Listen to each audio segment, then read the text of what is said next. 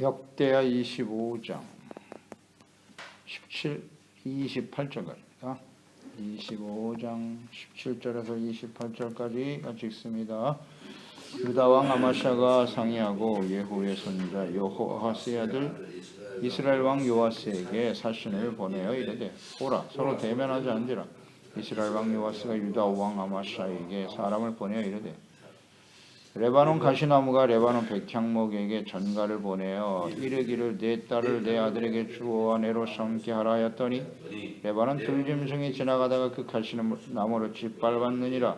내가 에돔 사람을 쳤다고 내 마음이 교만하여 자긍하는도다. 내 궁에나 있으라. 어찌하여 화를 자초하여 너와 유다가 함께 망하고자 하느냐 하나 아마샤가 듣지 아니하였으니 이는 하나님께로 말미암은 것이라. 그들이 에돔 신들에게 구하였으므로 그 대적의 손에 넘기려 하심이더라. 이스라엘 왕 요아스가 올라와서 유다 왕 아마샤와 더불어 유다의 벳세메스에서 대면하였더니 유다가 이스라엘 앞에서 패하여 각기 장막으로 도망한지라. 이스라엘 왕 요아스가 벳세메스에서 여호아하스의 손자 요아스의 아들 유다 왕 아마샤를 사로잡고 예루살렘에 이르러 예루살렘 성벽을 에브라임 문에서부터 성 모퉁이 문까지 400규빗을 헐고 또 하나님의 전 안에서 오베데돔이 지키는 모든 금은과 그릇과 왕궁의 재물을 빼앗고 또 사람들을 볼모로 잡아가지고 사마리아로 돌아갔더라. 이스라엘 왕 요하스의 아들 요아스가 죽은 후에도 유다 왕 요아스의 아들 아마샤가 15년간 생존하였더라. 아마샤 이외의 처음부터 끝까지의 행적은 유다와 이스라엘 열왕기에 기록되지 아니하였느냐. 아마샤가 돌아서서 여호와를 버린 후로부터 예루살렘에서 무리가 그를 반역하였으므로 그가 라기스로 도망하였더니 반역한 무리가 사람을 라기스로 따라 보내어 그를 거기서 죽이게 하고 그의 시체를 마레시로 다가 그의 조상들과 함께 유다 성읍에 장사하였더라. 아멘. 교만하고 교훈을 얻지 못하는 자의 결말. 에돔과 전쟁에서 승리한 후 교만하고 무지하고 완악한 아마샤는 에돔의 신들을 가져다가 경배하고 분향하였더라. 우상숭배에 빠졌어요. 이 어리석은 아마샤. 하나님을 버린 것이죠. 이를 책망하는 선지자를 박해하였고 언제나 하나님의 말씀을 들을 수 있다는 것이 유다와 이스라엘 백성들에게는 큰 축복입니다. 책망의 말씀, 하나님의 말씀을 들을 수 있는 건 복이에요. 이에 하나님께서는 이 아마샤가 결국 선지자를 박해했잖아요. 말씀을 무시했죠. 그래서 하나님이 버리실 것이다 말씀하셨어요. 그가 어떻게 멸망의 길을 가게 되는가. 본문이 잘 나와 있네요. 17절에서 19절에 보면 에돔과의 전쟁에서 이 승리로 인해서 교만하신 아마샤는 북이스라엘과의 전쟁을 계획했다. 이스라엘 왕 요아스에게 사신을 보내어 전쟁을 선포하게 되죠.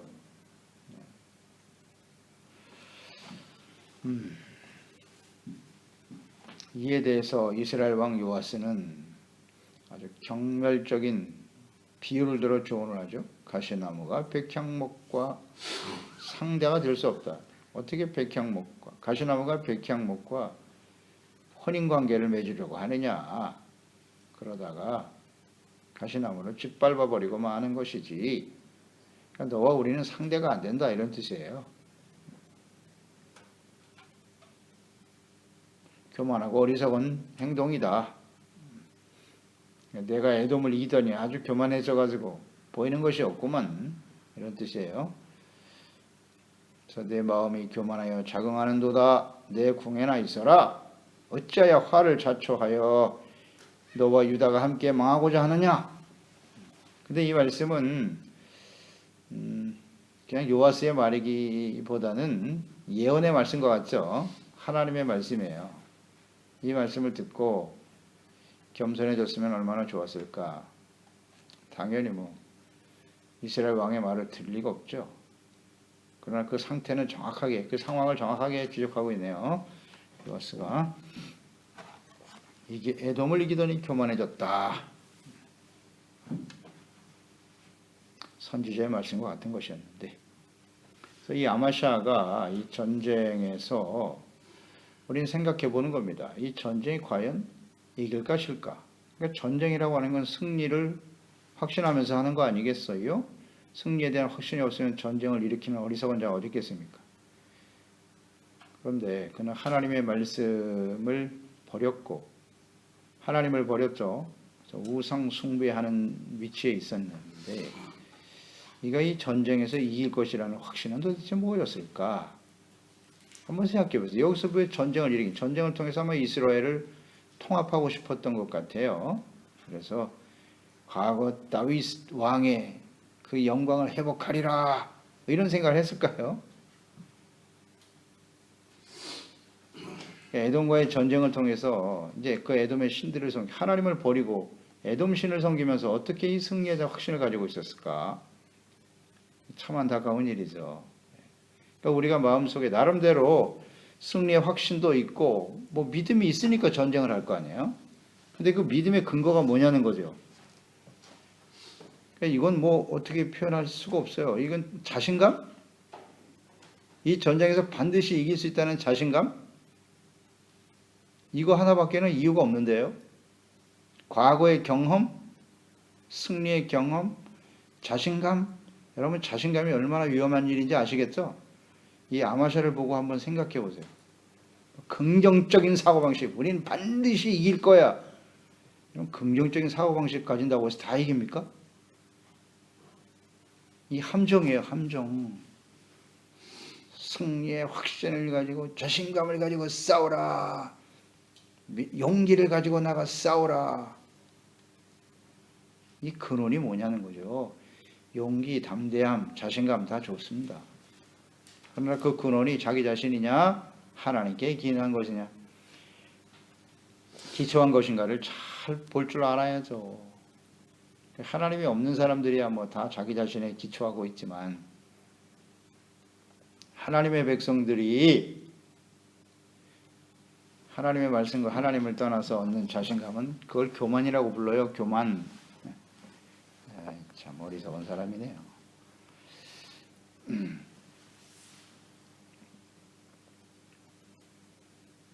이 교만을 우린 잘 묵상해야 됩니다. 다시 한번 묵상하죠. 이 아마샤가 에돔과의 전쟁에서 에돔 신을 끌어들였단 말이에요. 우상 숭배에 빠졌다는 것인데, 그러니까 하나님을 버린 것이고 우상을 선택했다. 그 우상 숭배의 가장 본질이 뭐다? 교만이다. 자기 중심인 거예요. 하나님을 나의 생각과 나의 삶에서 몰아내고 자기 중심이 되어버린 거예요. 자기 중심. 내가 옳다고 여기는 자신의 생각, 자신의 뜻, 자신의 능력, 자신의 경험, 이런 거예요. 자신이 들어와 버린 거예요. 하나님이 떠나고 자신이 들어왔다. 자신감. 이런 게 다 우상숭배입니다. 우상숭배예요. 하나님의 말씀, 하나님과 그분의 말씀을 무시하고 자신의 능력을 과신하는 일, 이게 바로 우상숭배다. 정확한 교훈입니다. 특히 오늘 이 시대를 살아가는 우리들은 아주 교만해요. 우상숭배에 빠질 확률이 아주 높아요. 왜냐하면 인간의 능력이 극대화되어 있는 시대거든요. 사람들이 얼마나 놀라운 능력을 가지고 세상을 아름답게 만들었는가를 보세요. 극대화되어 있어요, 지금은. 그래서 하나님이 없이도 얼마든지 살 수 있다고 생각해요. 유전자까지 조작해가지고 말이죠. 생명을 늘리고 오래 살 수 있을 것 같지 않아요? 아주 교만한 세상입니다. 이 세상은. 많은 사람들이 여기에 지금 미혹되어 가고 있어요.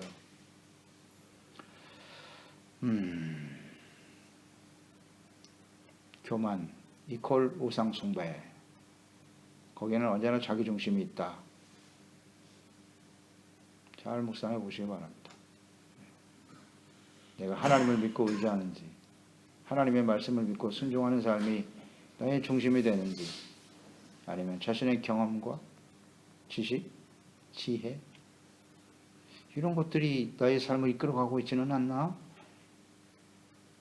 간단한 문제입니다. 잠언 16장 18절, 교만은 패망의 선봉이요 거만한 마음은 넘어짐에 앞섭니다. 반드시 망합니다. 교만은. 절대 진리입니다. 역사적 교훈이기도 하고요. 교만한 자는 반드시 망해요. 세상 역사에도 그대로 적용돼요. 세상의 주인이 하나님이시기 때문에 교만한 자는 반드시 망합니다. 역사가 되는 교훈이죠. 야고보서 4장 6절 그러나 더욱 큰 은혜를 주시나니 그러므로 일렀을 때 하나님이 보세요. 교만한 자는 물리치신다고요. 그 다음 겸손한 자에게 은혜를 주신다 하였느니라. 아멘이죠. 하나님이 물리치신다고요. 절대 가만두지 않아요. 교만. 디모데후서 3장이죠. 말세에 고통하는 때 현상에 대해서 기록되어 있죠. 3장 2절에 보면 디모데후서 사람들이 자기를 사랑하고 돈을 사랑하고 자랑하며 교만하여 자랑하고 교만하여 나와 있어요. 비방하며 부모를 거역하고 감사하지 아니하며 거룩하지 않다. 한마디로 말하면 배은망덕이죠. 배은망덕하는 것이 말세의 특징이고 이것은 뭐 말세에만 나타나는 일이 아니라는 것은 오늘 성경을 통해서 확인하고 있는 겁니다. 과거에도 있었고 배은망덕은 계속되는 겁니다. 하나님의 은혜를 잊어버리고 사는 게 배은망덕이죠. 그러니까 하나님의 은혜를 생각하는 사람은 항상 어떻게 된다? 감사로 나타난다. 감사하지 아니하며 그랬잖아요. 부모를 거역하고 부모의 은혜를 모르고 말이죠. 감사할 줄 모르고 하나님이죠. 우리를 살려주신 하나님, 생명으로 거듭나게 하신 하나님, 그 하나님께 감사하지 아니하며 그게 교만한 겁니다. 절대 진리입니다. 겸손한 자가 은혜를 받고 은혜 받은 자는 감사한다. 감사하지 않는 사람은 교만한 사람이다. 간단하죠. 하나님이 나에게 해주신 건 없다. 내가 열심히 노력해서 여기까지 온 것이고 나의 능력으로 지금까지 살았다. 그건 감사가 있을 수가 없잖아요. 자신의 수고와 노력에 마땅한 결과이니 감사하지 않는 건 매우 위험한 일입니다. 여러분. 다시 한번 강조합니다. 범사에 감사하라고 그랬어요. 그냥 수사가 아니에요. 그거는 단순한 무슨 교리가 아니라고요. 감사하지 않는 건 심각한 일이 벌어지고 있는 거예요. 지금 우리 심령 속에. 감사하지 아니하며 교만한 사람은 절대 감사하지 않아요. 이렇게 확신하면 됩니다. 아마샤가 지금 그런 상황에 놓여 있네요. 그러니까 배은망덕, 감사하지 않는 그 뿌리에는 교만이 있다. 그 결과는 어떻게 되겠는고? 오늘 뭐 말씀에 잘 나와 있네요. 21절 24절이죠. 교만한 아마샤는 우상 숭배자 아마샤는 이스라엘 요아스 그의 말을 무시하고 전쟁에 임하고 대피하고 말았네요. 그러니까 지금 북이스라엘 요아스잖아요. 북이스라엘은 이미 하나님을 떠났죠. 그들은 이미 오래전부터 우상 숭배자예요. 그리고 지금 이 유다 왕 아마샤도 하나님을 잘 섬기는 다윗의 후손이기는 하나. 그렇죠? 근데 지금 상태로는 지금 우상을 섬기고 있어요. 하나님을 떠났어요. 그러면 우리가 일반 이 두 사람이 싸울 때 과연 하나님은 누구 편을 드실 것인가? 이런 생각하게 되잖아요. 그래도 최소한 유다는 다윗의 후손이고 과거의 조상들이 하나님을 잘 믿었으니까 하나님께서 아마샤의 손을 들어주지 않을까? 어떻습니까? 그런 생각이 들지 않아요? 그런데 그 과거의 의로운 것이 하나도 기억되지 않는다고 에스겔서 18장에 나와 있잖아요. 하나도 기억이 안 돼요. 지금 우리가 범죄하면요. 지금 요아스와 아마샤의 싸움은 누가 더 교만하냐의 싸움이에요. 이 전쟁을 누가 자초했느냐. 그리고 무엇보다도 여기서 아마샤가 승리한 것이 아니라 아마샤가 패배했다. 이게 하나님의 은혜입니다. 그나마 그들이 이런 회개, 이런 실패를 통해서 하나님께 돌아올 수 있는 기회를 주신 거예요. 북이스라엘은 이미 버려졌다고 봐야 돼요. 북이스라엘이 승리했어요. 승리했으니까 더욱더 교만해졌겠죠. 그들은 우리가 하나님을 떠나서 우상을 섬겨도 이렇게 승리하는구나. 이런 상황과 양쪽으로 대조해서 묵상을 해보세요. 아마샤는 실패하고 대패했어요. 다 빼앗기고요. 어떤 게 더 유익일까? 승리한 쪽이 좋을까요? 패배한 쪽이 좋을까요? 오늘 이러한 모습으로 살아가는 사람들이 많을 거예요. 둘 다 하나님 백성이에요. 둘 다 아브라함의 자손이고요. 야곱의 후손이고요. 계속 악을 하는데도 잘 되는 사람과 내가 지금 잘못된 길을 가고 있을 때 실패와 고난과 시련을 겪는 사람과 어떤 게 더 유익일까요? 딱 볼 수 있네요. 말씀. 이 전쟁을 일으켰는데 전쟁은 특히 하나님의 백성들에 있어서 전쟁은 하나님께 속한 것이에요. 즉 하나님의 명분이 분명해야 돼요. 하나님의 뜻이 무엇인가 하나님께 묻고 하나님이 원하시는 전쟁을 해야 되고 또 하나님이 함께 하셔야만 이길 수 있는 전쟁이에요. 근데 이건 뭐 명분도 없고 왜 싸우는 거예요 도대체? 하나님께서 원하시는 일도 아니고 이건 자기 정욕이라고요. 그저 나라를 확장시키고 권력을 강화시키기 위한 욕망에 기초한 싸움이겠죠. 아주 교만하잖아요. 그러니까 이 싸움은 무조건 지겠구나. 그런 걸 생각하게 되는 거예요. 하나님이 없는데 이 싸움 어떻게 이기겠어요? 힘센 사람이 이기겠지. 그냥 뭐 군사력과 군사력이 부딪히는 거죠. 군사력으로 봤을 때는 사실 이스라엘이 더 사람 숫자가 많잖아요. 유다하고 베냐민 2지파밖에 없고 북이스라엘은 10지파가 있으니까 숫자로 봐서는 그쪽이 우세하겠죠. 뭐 이런 걸 생각하게 되고요.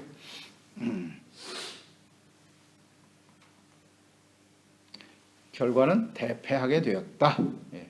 22절 이하에 유다가 이스라엘 앞에서 패하여 각기 장막으로 도망했고 유다 왕 아마샤는 사로잡히고 예루살렘에 이르러 예루살렘 성벽을 에브라임 문에서부터 모퉁이 문까지 400규빗을 헐고 하나님의 전 안에서 오베데돔이 지키는 모든 금은과 왕궁의 재물을 다 빼앗기고 사람들은 볼모로 잡혀가고 총체적 난국이네요.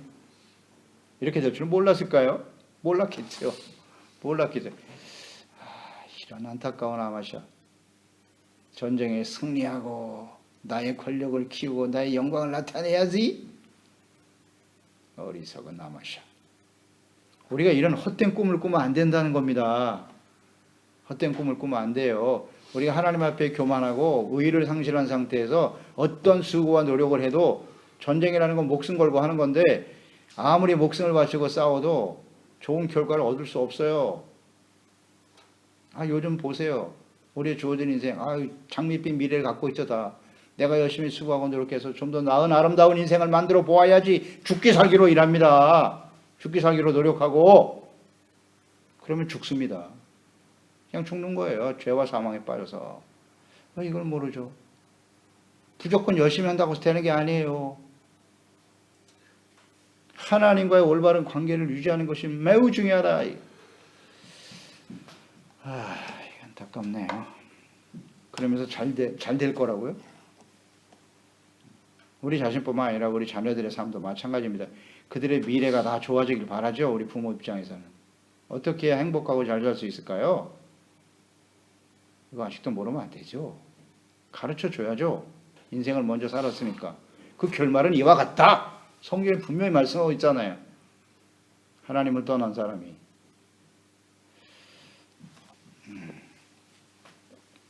결국 멸망을 당했어요. 멸망당하는 게 하나님의 은혜입니다. 이 상황에서는. 그래서 아마샤의 패배의 근본적인 원인이 무엇이뇨? 20절이죠. 아마샤가 듣지 아니하였으니 이는 하나님께로 말미암은 것이다. 하나님이 하신 일이라고. 이게 은혜입니다. 그나마 유다는 회복될 가능성이 있기 때문에 하나님께서 기회를 주시는 거죠. 그들이 에돔 신들에게 구하였으므로 대적의 손에 넘기려 하심이더라. 이게 패배의 원인입니다. 우상 숭배하고 교만하면 무조건 집니다. 실패하는 게 당연합니다. 실패해야 돼요. 그래서 아마샤의 패배의 근본 원인은 우상 숭배에 빠져서 하나님을 버린 것이다.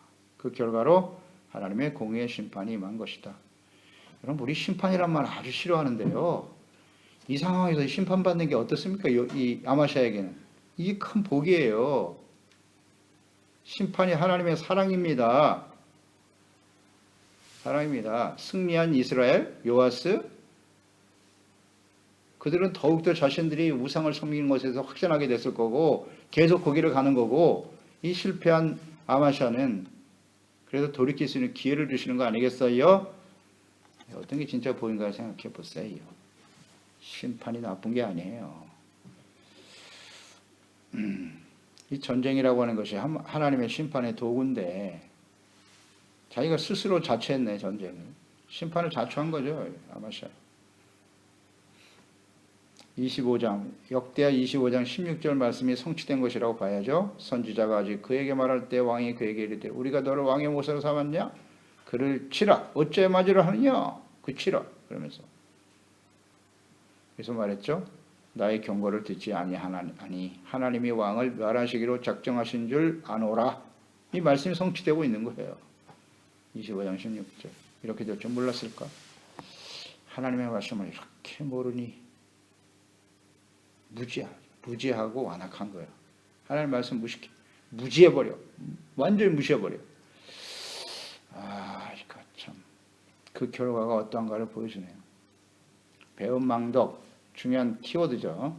요아스로부터 이어지는 배은망덕, 우상숭배. 배은망덕 이퀄 우상숭배예요. 교만한 자의 결말이 이와 같다. 결론입니다. 오늘 말씀이 주는 교훈이죠. 그래서 이 말씀 묵상하면서 10편 1편이 떠올라요. 야, 이 말씀은 진리구나. 복 있는 사람이 누구냐?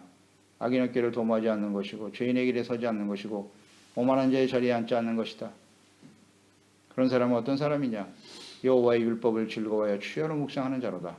그런 사람은 시냇가에 심은 나무와 같지. 시절을 쫓아 과실을 맺게 되는 것이고,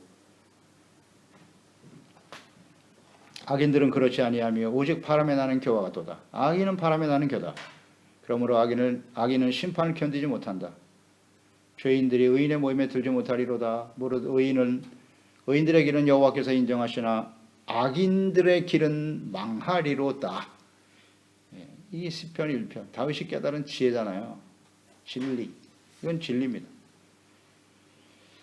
악인은 바람에 나는 겨와 같아서 하나님의 심판을 견디지 못합니다. 이걸 왜 모르죠? 이 말씀 하나만 알아도. 그러니 하나님의 말씀을 알고 주님의 말씀을 듣고 이 다 기록해 놓았는데 교훈을 얻지 못하다니. 그래서 25절 28절에 보면 아마샤의 최후가 나오죠. 전쟁에 패한 후에 어떻게 됐다? 그가 15년을 더 살았대요. 15년을 더 살았더라. 생존하였더라. 묵상해 보세요. 이 15년은 무슨 시간일까요? 그는 아마 15년 동안 살았다 하나 죽은 자와 같은 삶을 살았을 거예요. 모든 걸 다 잃어버렸으니까요. 그러면 이 15년 동안 무슨 일을 했어야 할까요? 당연히 회개하고 돌이켰어야죠. 하나님이 그 기회를 주시는 거죠. 아마샤, 네가 왜 실패했는지 알아? 시련을 당하면서 그 기간 동안 회개하고 돌이키라고 15년이나 주셨네. 이런 사람 살려둘 필요가 뭐 있어요, 이렇게. 이게 하나님의 사랑입니다. 배려하신 거예요, 돌아오라고. 근데 이 15년 동안 무슨 생각을 하고 살았을까? 한번 묵상해 보세요. 이 아마샤가 15년 동안 무슨 삶을 살았을까? 무슨 생각을 했을까요? 과거의 일을 추억하면서 내가 옛날엔 좋았는데 내가 어찌하다 이렇게 되었노? 한탄하는 세월을 보냈을까요? 에이구, 어리석은 아마샤야. 하나님께 돌아오면 되는 건데 이걸 못하네요. 그래서 아버지 요아스가 그랬던 것과 같이 선지자를 죽이고 하나님의 말씀을 버린 자의 최후가 어떠하뇨? 이걸 깊이 생각해서 교훈을 얻었어야 되죠.